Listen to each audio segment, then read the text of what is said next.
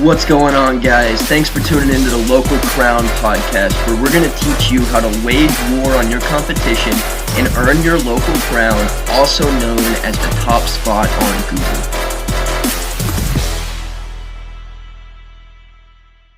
What is up, Local Crown entrepreneurs? I am your host, Antonia, and today I am with Master Communicator Brenden, and I'm super excited for our show today. So I'm gonna get right into it. Brenden, how about you tell our audience that don't know about you yet what you do, how you got here, and what you've been moving with your business.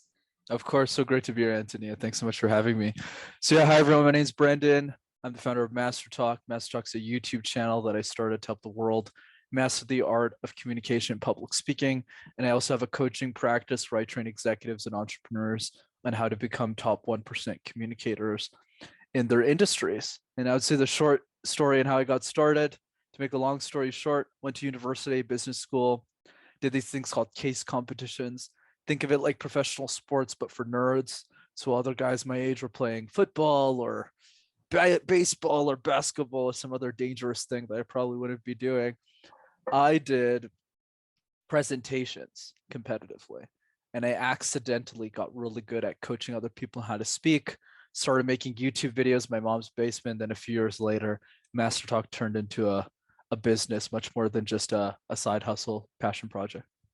Awesome. That's so cool. Yeah. I mean, not a lot of people think of competitive speaking in college, but I bet that is like a whole different level of competition in itself, right?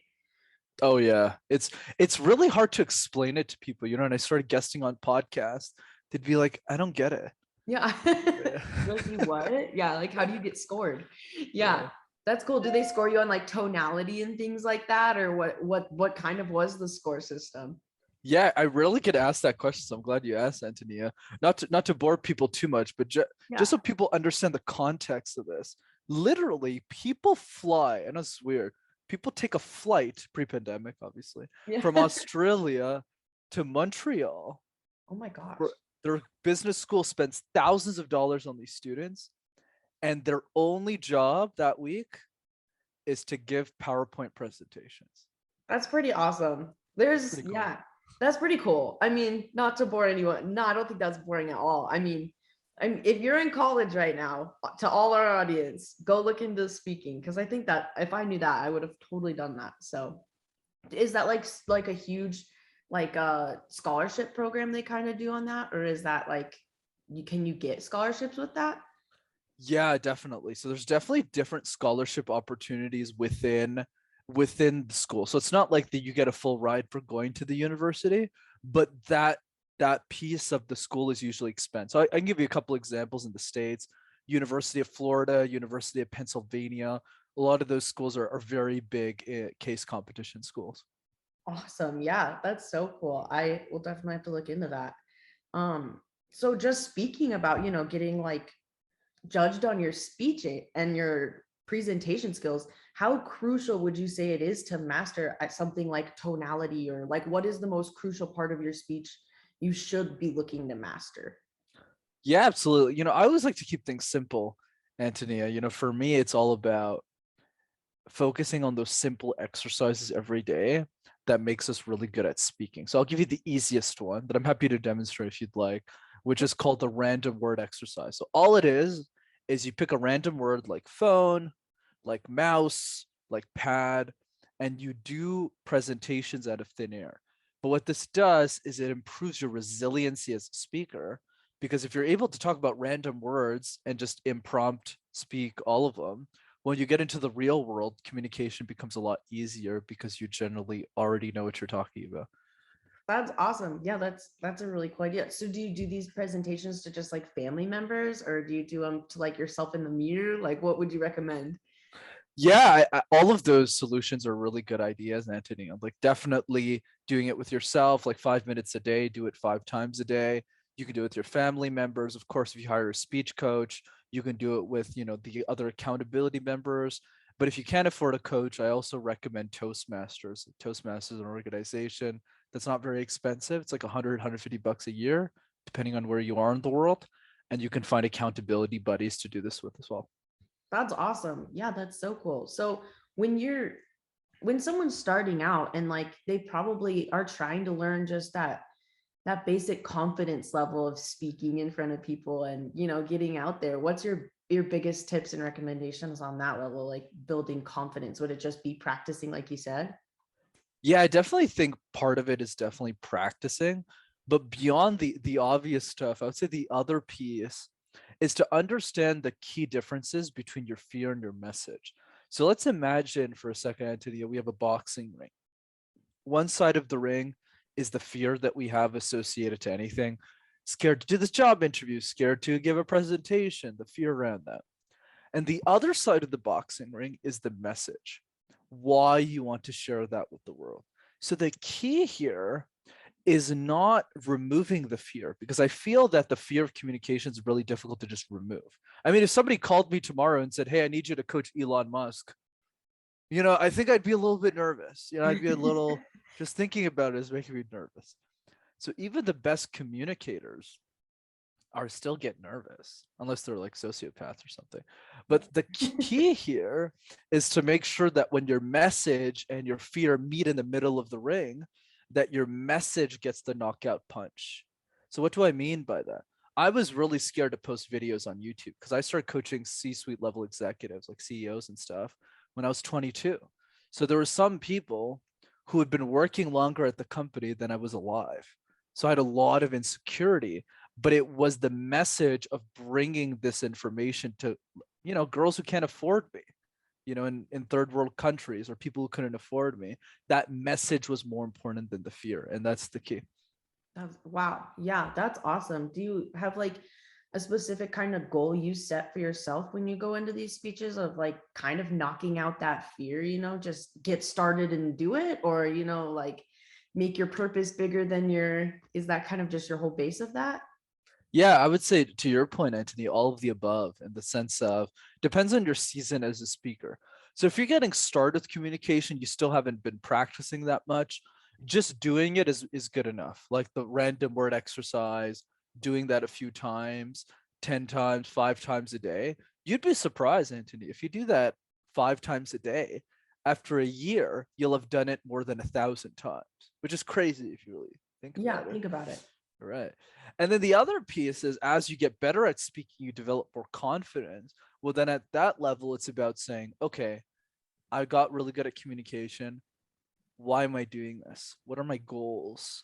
And how can I use those goals to motivate me to speak even better?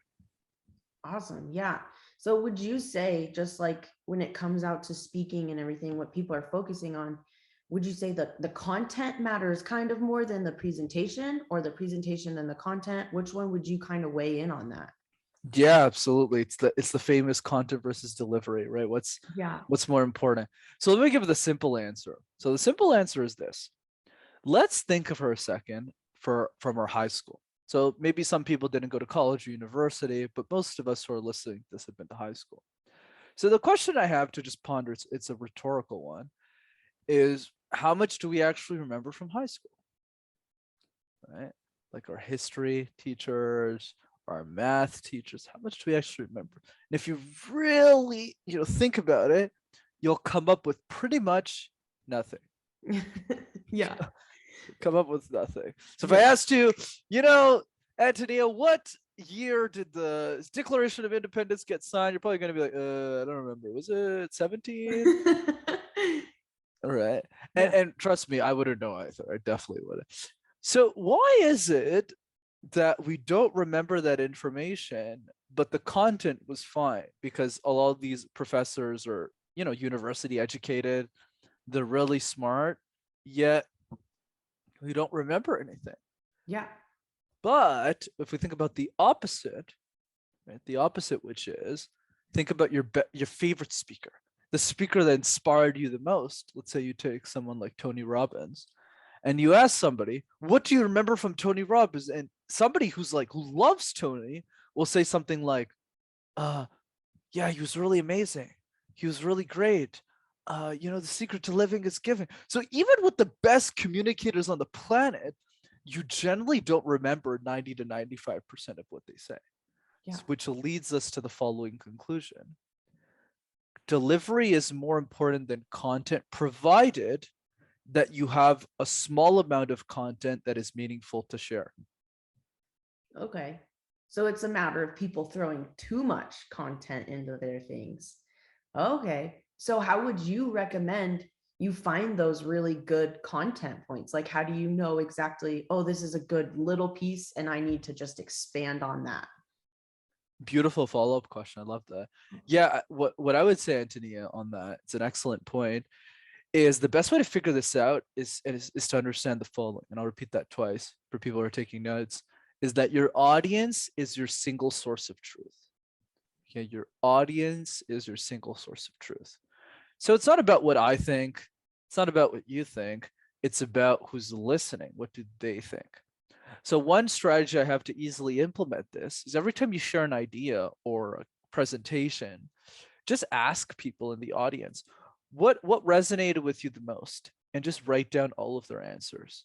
And what this does is it tells you what's actually working, what's not. I do this all the time in my coaching programs. So let's say I'm trying out a new idea and I ask them what's their biggest key takeaway. If they don't say one of the ideas, then I know that idea isn't really good. Interesting. So if we were to be implementing this into, so that's great if you have like a crowd for feedback. You're implementing this into like social media sides. Is this just more of how do you get people to comment those things? How do you engage them in that? Yeah, that's a good point. I would say there's always a way around. So Okay. what I mean by that is even if you're on social, if you have, a few hundred followers, there's probably somebody who's DMing you at some point, just Yeah. telling them how grateful they are about your podcast, your content. You want to ask questions to those people. So this is what I do more tactically. If people are DMing me and they seem really invested in my content, I did this especially in the early days, a bit less now, but definitely in the early days. I would always respond with a voice note or a Okay. video message. And I would just go, hey, Antonia, really appreciate you being here. Thanks so much for following my content. Love to hear, like, what are some of the challenges you have in communication? Why is this important to you to master? And I just listen to the answers. Interesting. Yeah, that's awesome. Because I'm sure that even brought you more content to post when you were like in a dip, which I'm just starting an Instagram and I definitely know the struggle. So that's awesome. Yeah. So when you are like doing those connections, making those, I guess, trying to reach out as much as possible, is there ever a really good speech tactic to use when doing that first impression, because I know that like that's kind of crucial, a first impression. Oh yeah, definitely. I would say the bigger principle though, even if the first impression matters, is to really understand what relationship building means. Because I feel a lot of people miss that. So let me give you an analogy to explain this, Antonia. Okay. Let's say you meet somebody new every few days, hypothetically. Friendship, just person in general. So this is more than most people. But let's just say on average you meet somebody new every few days. That means every year you'll meet, give or take, 100 people. Does that make sense so far? Right? Yeah. Once every few days, whatever. Yeah, right. Right? It's pretty simple. If you're a circle, yeah. Yeah. Let's just say, like, optimistic. It's probably less. Let's just go with 100. And let's say that you live for 50 more years than your current age. So let's say you're 25 and you live until 75. Okay, if we multiply the number of years by the number of people you meet every year, not to make this a math exam or anything, but that's give or take 5,000 people. So why am I telling you all this? I'm telling you all this to explain the following, which is, who do you want those 5,000 people to be? A lot of us don't really get that there's billions of people on the planet and we only get to talk to 5,000. It's pretty crazy when you think about it. So when you enter that frame of mind, whenever you approach a first impression or relationship building, you should ask yourself a very different question, which is, do I want this person to be in my 5,000? Okay.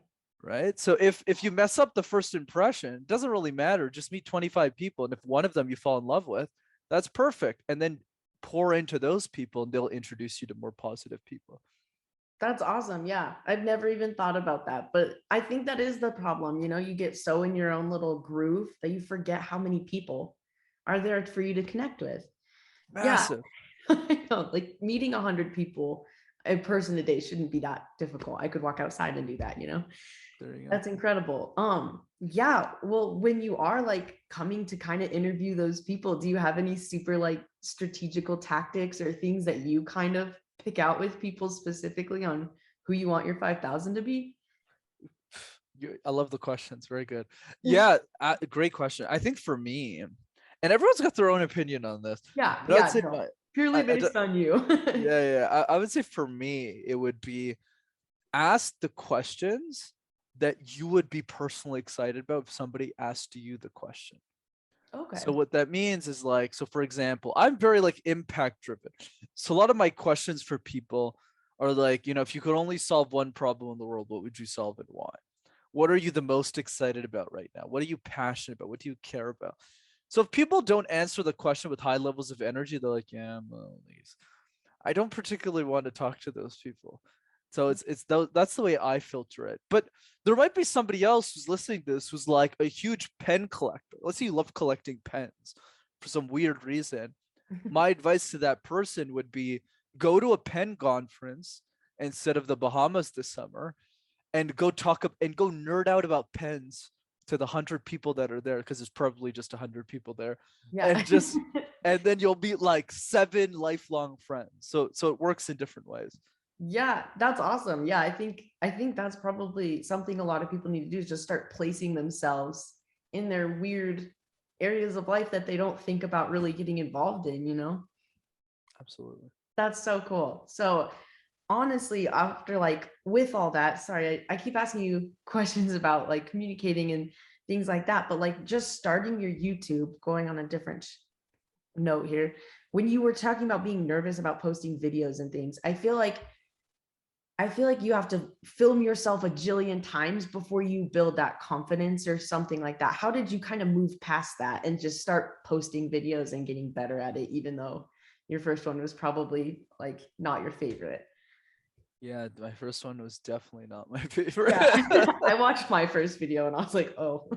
Yeah, Yeah. it's a great point. I would say the first piece is to know that you can only go up from where you start. It's impossible to go down. Trust me, it's really impossible to go down. Yeah. That would be Yeah. the first piece. The other piece is knowing that you should always default with action, because the best way to get better on camera, even for somebody like me, I had a lot of speaking experience before I started speaking on camera, and I still sucked. I was still bad. Like literally, I started my YouTube channel right there, right in my mom's basement, and I was terrible, right on that couch. I didn't know how to use a video, and I didn't know how to use a phone for video, but I kept getting better every single time, little by little. And then after a year of messing up in my basement, I had saved up enough money, and I was also good enough on camera to go professional. And then I hired an agency to do everything for me. But what I would say is definitely at the beginning, your first year, I always recommend people write it off. So write it off means make the content and be happy with just the fact that you took action. It doesn't even have to be a year. It could be 6 months, 3 months. But after you get over that hump, then you can focus on refining the craft. But I think for 95% of people out there, it's really a matter of just doing it. And I'll give you an easy tactic you don't even need a YouTube channel for. Write down the names of 3 people that you really love in your life and just send them each a 30-second video message telling them how much you appreciate them. It'll really make their day. Yeah, that's awesome. Did you do that like just once a day, or did you keep writing 3 people or? Oh yeah, I take this stuff to another unhealthy level, but like I've Yeah. probably sent like 100 videos in the last month. But for most people, I would say start with 3 and get the response. Like wait for the response, and then let's say you get one, you might say, "Oh my God, like nobody sends me video messages. It's crazy." Yeah. And when you feel that impact, you'll realize it doesn't really matter if you weren't that great on video. It's the thought that counts, and you get better every time. That's awesome. Yeah, I will have to start doing that, just filming yourself. And I think that's another big thing with Instagram Reels, all those little short blurbs of videos nowadays. Like some people just seem so natural doing it, and other people, or when you do it at least, you feel just so unnatural. Do you like have a way to calm those nerves just so you feel a little more like not so odd, just doing it more? Yeah, for sure. I would say doing it more is one piece. The other piece as well is to get really close to the impact. Oh, So I'll give you an example. I'll tell you a personal story. When I was starting, my speaking career, I hadn't yet really taken Mass Talk really seriously. And then one day I got asked to speak at this leadership conference. It was like 30 girls between the ages of like 7 and like 13. I wasn't getting paid to do it. It's kind of like a pro bono thing. And I still remember, I still have that memory in my head. It's still etched there. How many girls were so scared of communication, right? They had the red in the face. Nobody was telling them they could be great speakers. They were always nervous all the time. And that was always a beacon of light for me. It always reminded me why I exist in the world, why it's important for me to create YouTube videos, because I was young when I started my career, probably 22 or something like that. And I'm the only person those girls and boys can relate to. They can't relate to the 60-year-old dude who's like going, oh, you should like speak better on YouTube. yeah. Like that doesn't work, Yeah. right? They can only relate to me. So and that's where we get to a crossroads. It's either I make the videos or no one does. Yeah. So when I got to that level, I was like, crap, I got to take action. And not just for those girls in that room, but for the millions of girls and boys who never get the chance to meet. So when we focus on that, like who suffers if we don't take action, then that really pushes us to take action. Yeah, that's awesome. Just genuinely curious, what even got you into speaking in the first place? Do you have one moment where you're like, wow, I'm pretty good at this? Like how do people start to realize like maybe I'm not so bad at speaking? It's funny you say that, because most of my life I sucked at speaking. I know that sounds really weird, but the truth is, I grew up in a city called Montreal. And Mhm. in Montreal, for those who don't know, you need to know how to speak French. So I didn't know how to speak French, but my parents sent me to a French education system. Of course, to their credit, that was an excellent decision. Yeah. But the journey wasn't so fun, because Mhm. every time I was giving a presentation, I was presenting in a language I didn't even know. So every time I would go up on the stage, I'll go, bonjour. Yeah. And that was my life. So Wow. Yeah. I think the point is, if I could do it, anyone can. But the other piece as well is I only realized I was good at speaking maybe 5-6 years ago. So it Okay. So it took some time. Yeah. took some time. Yeah. Yeah. That's awesome. They really like put you into sink or swim on that one. Yeah. Yeah, that's really awesome. So when it comes to like those presentations that you were practicing and things and just speaking as much as you did, when you were going in as such a young but experienced individual to these businesses, did you kind of feel a sense of maybe like you said you had to have confidence because you're talking to business owners? How did you kind of push past and talk to those business owners? Yeah, absolutely. I had a lot of imposter syndrome when I started. Going back to what I was saying earlier, Antonia, I was, presenting to people who had worked longer at the company than I was alive. So Yeah. definitely a lot of fears around that. I think what I would say to help people alleviate that is to really understand what being an expert means. I'll give you an example. You said you're based in Colorado, right? Yep. Okay, so let's say I came to Colorado, let's say Denver as a random example, and I said, hey, Antonia, I'm new to the city. I don't really know what to do. What should I do? You'll probably tell me. You'll probably say, hey, Brenden, you should check out, this city, this restaurant, this place, this attraction. Go to these places, enjoy yourself. In the same way that if you came to Montreal and you said, well, Brenden, I don't know what to do here, I'd probably tell you, oh, you should check out this restaurant. You got to go to this attraction place. This place is great. But we're not experts of our own city. Yeah. We're not tour guides. Your dad's probably not the mayor of Colorado. I could be wrong. Nope. Yeah. Right? One of these days I'll be wrong. One of them will be Yeah. actually, Yeah, Brenden, he my is. dad is the senator I for. tour people for Yeah. Colorado for a living. Yeah. Yeah. Right. So same thing with me, right? Is my dad isn't the mayor of Montreal. But why is that with some pieces of information, like directions or things to do in a city, we're super open about sharing, oh yeah, like you should totally do this, with no expertise whatsoever, versus other pieces of information usually related to what we want to do, we're like, oh, I don't know if I should share this. So why is there a discrepancy then? And the reason there's a discrepancy, it goes back to the definition of being an expert. I fundamentally believe, Antonia, that being an expert does not mean, really doesn't mean that you have a PhD or a master's degree. It just means that you're one step ahead of another person in that problem.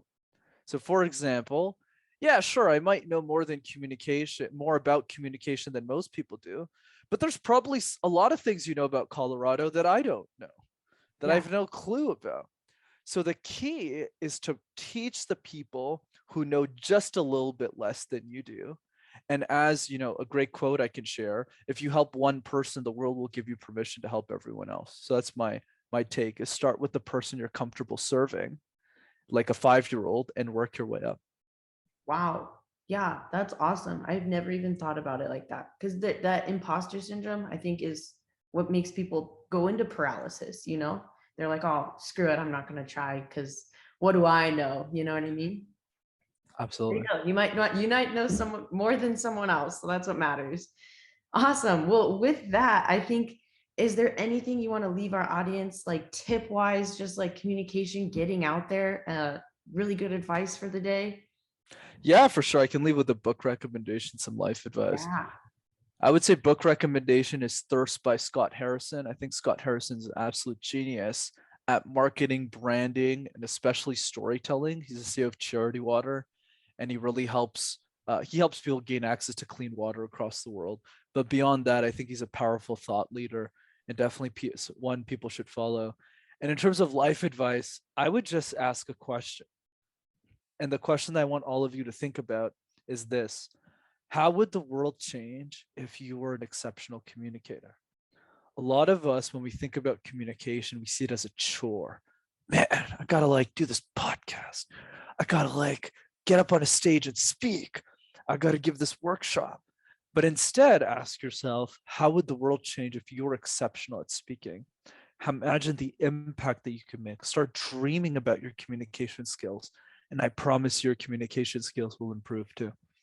Awesome. I loved that. That was awesome.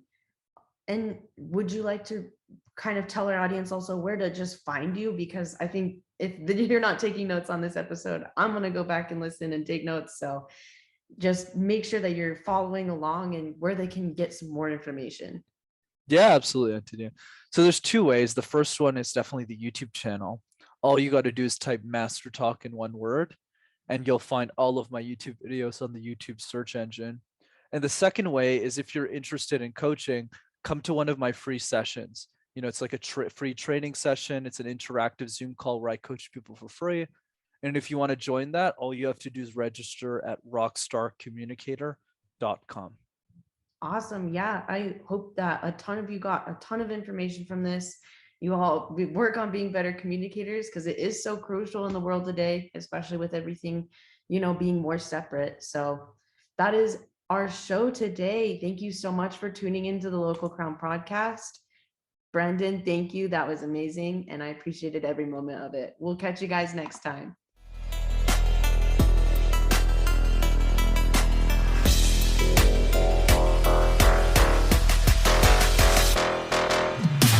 Thanks so much for tuning in. I hope you learned something. If you have questions, email us at info@thelocalcrown.com. And if you want to get featured in our publication, Inside the Empire, alongside John Lee Dumas, the entrepreneur on fire, Jayson Waller, the CEO of Power Home Solar, Sharon Lechter, Dan Caldwell, the man that started Tap Out, and the limitless man himself, Jim Kwik, for free, then head over to thelocalcrown.com/become a contributor.